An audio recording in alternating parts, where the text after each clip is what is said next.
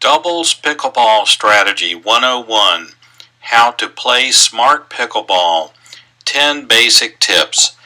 In this video we will show you how to play smart or high percentage pickleball. The biggest thing holding back most intermediate players is not their ball striking skill. Instead, it's failing to understand smart play. Before we get started with the specifics, let's talk about a main strategy objective of pickleball, which is getting your team to the net as quickly as possible.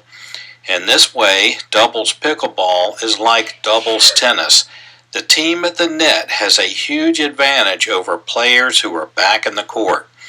So, most of the key strategy tips we will list are aimed at securing the overall strategy of getting your team to the net while keeping the other team away from it. Starting out, I'll go over the smart strategy shot by shot, starting with the serve. For this lesson, we will assume that all four players have equal skill. Tip number 4. Partners should position themselves intelligently, staying linked together and repositioning after each hit.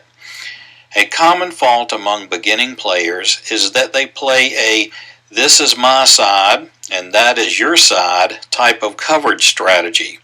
In this way, player A mainly stays here and attempts to defend this half of the court, and player B mainly stays here and attempts to defend this half of the court.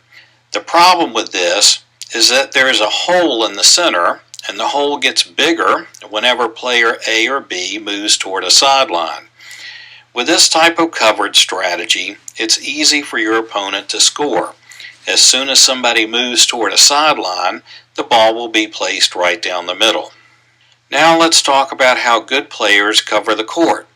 Instead of working independently, the teammates link together to form a wall, and the wall slides in relation to the position of the ball. If this is the position of the ball coming to the receivers should position themselves as shown. If this is the position of the ball coming to the receivers should position themselves as shown. If this is the position of the ball coming to the receiver should position themselves as shown. Notice how the teammates stay linked together, not more than 8 feet apart and often closer. This is how the wall should move versus where the ball is located. After every hit of the ball, players need to reposition as necessary. Notice that the teammates only attempt to protect the most important 2/3 of the width of the court. It is vital to ensure that the ball cannot get between the two teammates. The following video clips illustrate the coordinated movement and constant repositioning in response to the ball position.